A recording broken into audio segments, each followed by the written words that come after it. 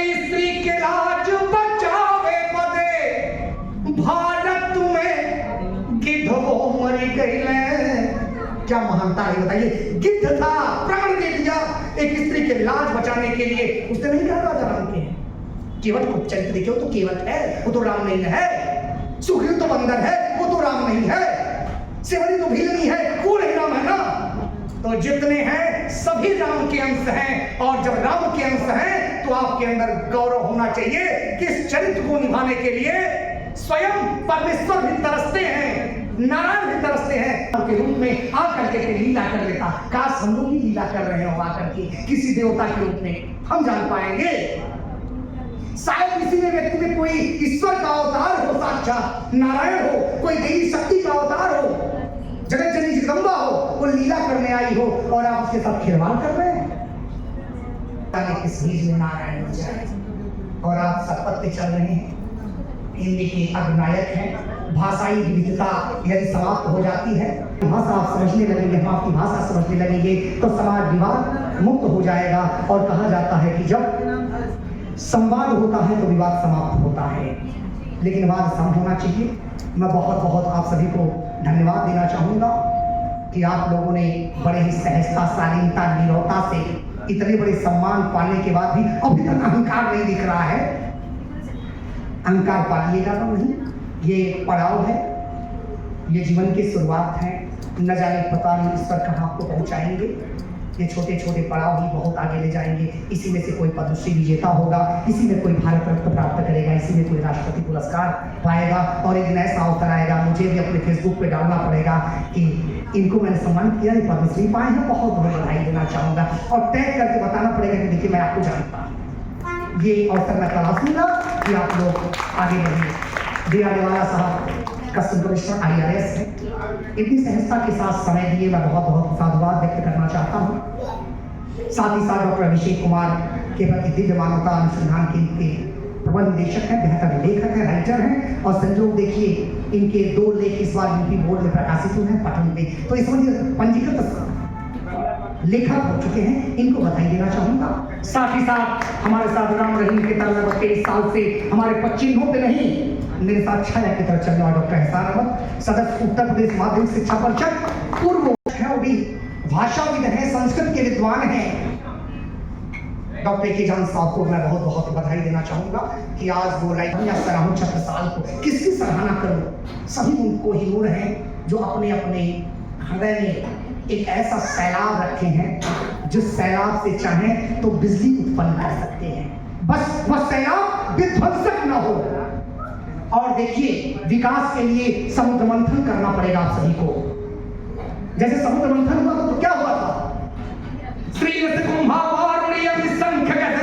इत्यादि इत्यादि कई लोग तो निकले थे ना, और देवता और दानव दोनों समुद्र मंथन कर रहे थे। और हम लोग भी प्रति क्षण समुद्र मंथन करते हैं। उन्होंने एक बार किया और हम हर क्षण अपने मस्तिष्क में समुद्र मंथन करते रहते हैं। इस मंथन में क्या होता है कि दोनों निकलते हैं, कभी अच्छे विचार आते हैं, कभी बुरे विचार आते हैं, कभी अच्छे आते हैं, कभी बुरे आते हैं, कभी सम आते हैं, कभी विषय में आते हैं, कभी श्रृंगार आते हैं, कभी वियोग आते हैं, कभी करुण आता है, कभी मातृत्व प्रेम छलकने लगता है।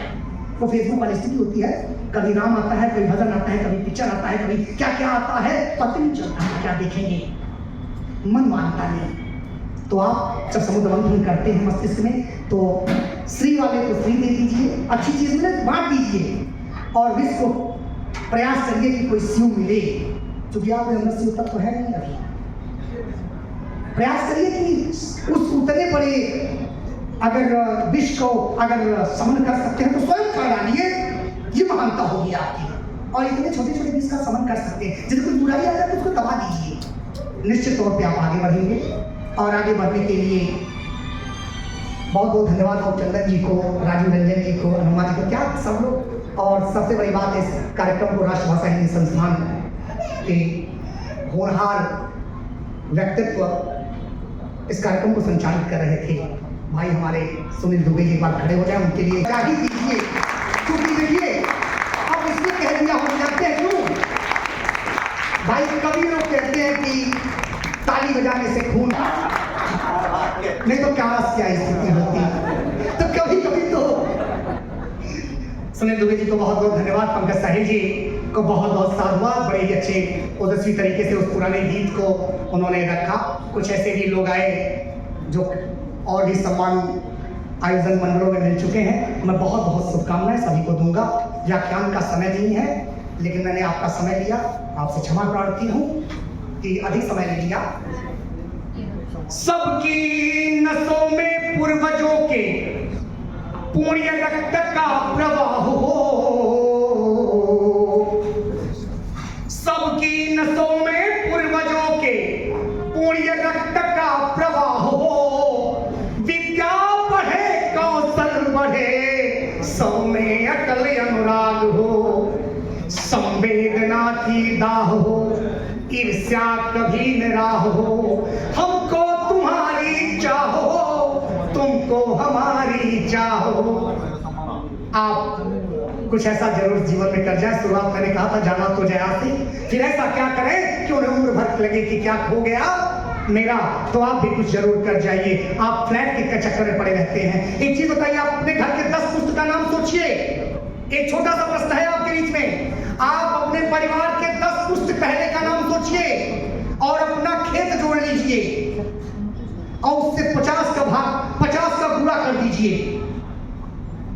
अगर आपके पास 1 बीघा खेत है तो आपके 50 पुस्त पहले 10 पुस्त वाले 50 बीघा खेत रहा होगा।